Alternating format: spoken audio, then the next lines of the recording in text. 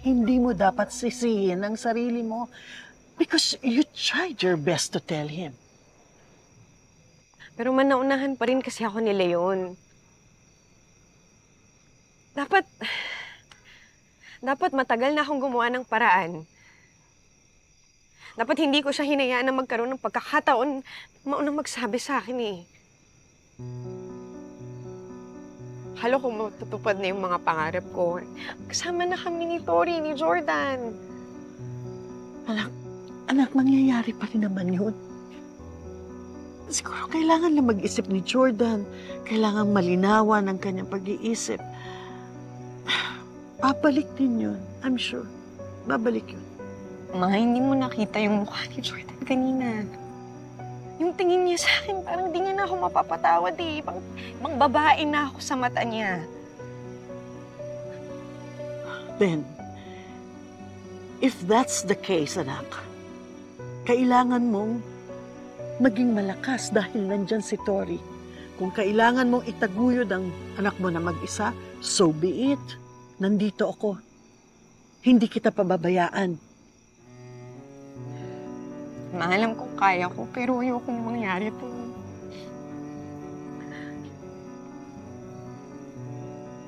Ayokong maranasan to ni Tori. Ayokong magwatak-watak yung pamilya ko, Ma. Ang tagal ko tong pinaglaban para mabuo ko to. Hindi ako basta-basta susuko.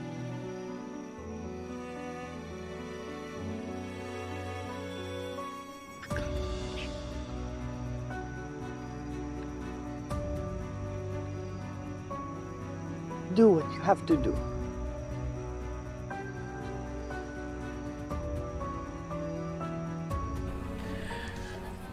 Tol, ako na bahala dun sa event. Pahinga ka muna. Hindi pwede. Nasira yung amplifier eh. Kailangan ko kunin yung backup dun sa bahay namin ni Shara. Tol, pwedeng ako naman yung kumuha nun. Ba't ba mo pagtrabahuhin? Mas okay nga ganito, may ginagawa ako eh. Kaysa yung kung ano-ano iniisip ko. Tol, hindi mo ba nakikita?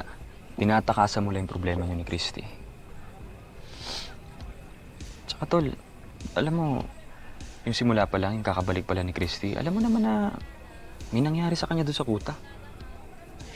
Sabi niya sa akin, pinilit siya. Iba yung nag-asawa. Ibig sabihin, gusto rin niya yung ginawa sa kanya. So ano? Ayaw mo na?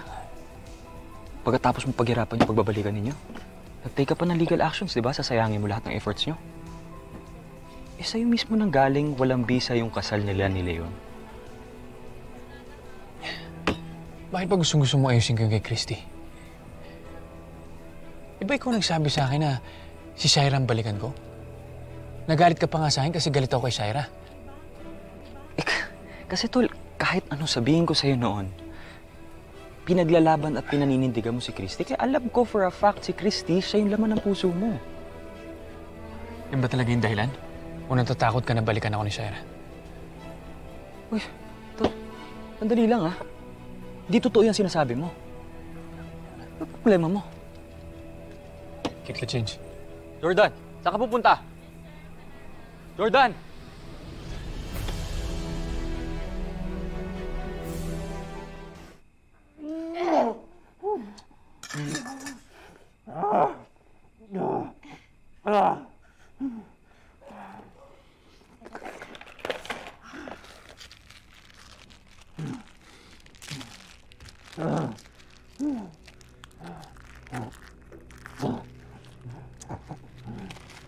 Ito naman kasi. Alam mo noon pa man, may naaamoy na ako sa'yo. Alam ko naman na may sinisikreto ka sa akin tungkol sa inyong dalawa ni Christy. Pero naloka din naman ako sa revelasyon mo, di ba? Ilang beses kitang tinanong, wala ka man nang sinabi sa akin. Ayusin mo yung paggagamot mo.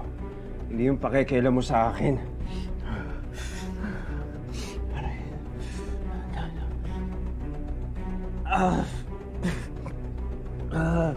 Alam mo ang sabihin mo.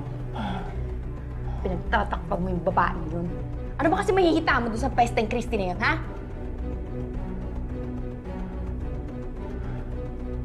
Alam mo, ang daldal mo. Gusto mo lagyan ko ng gasa yung bibig mo? Ha? Aray!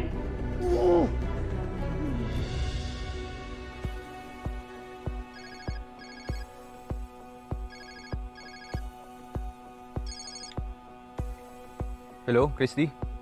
Jeff, sorry talaga, pero nag-aalala na ako kay Jordan eh. Wala ka bang balita sa kanya? Kanina pa ako tumatawag pero walang sagot. No, Christy, it's okay. Pamilya tayo, anytime pwede mo akong tawagan. Actually, si Jordan kanina andito pero bigla siyang umalis eh.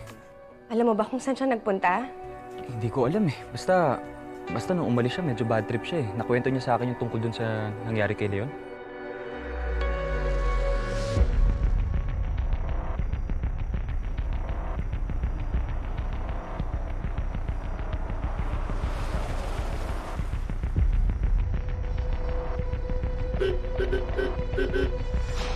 Si Jordan.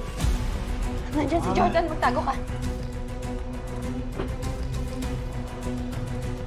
Magtago ka, bilisan mo!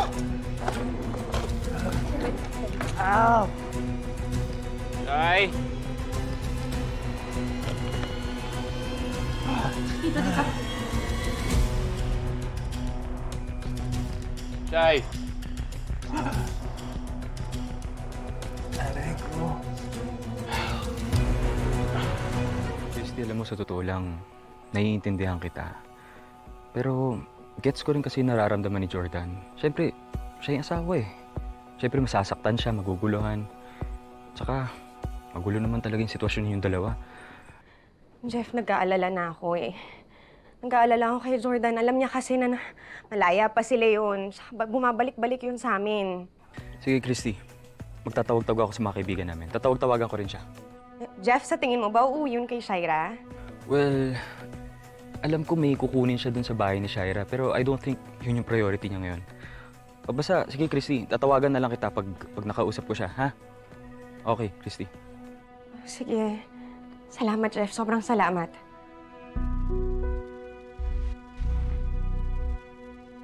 Paalis mo kagad yung hayop na yan, ha? Oo na.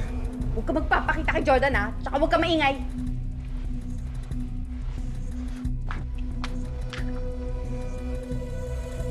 Jordan. Anong ginagawa mo dito? Kukunin ko lang sana yung amplifier. Kailangan bukas sa hotel eh. Bahay ko pa rin naman to, di ba? Yun talaga yung sasabihin mo pagtapos mo ko iwan after we got married?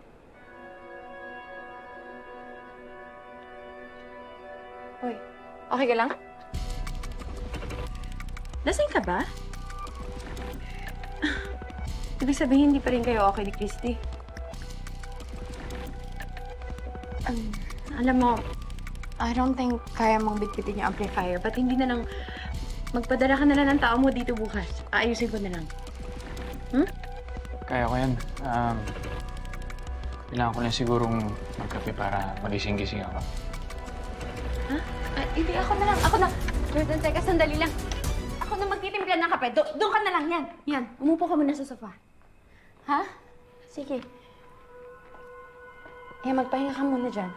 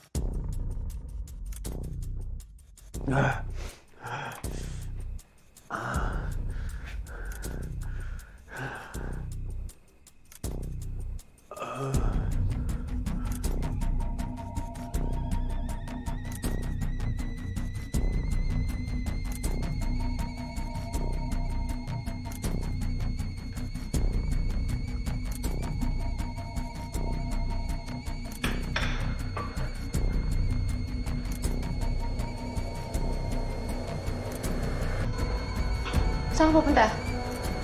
Wala ko ng tubig.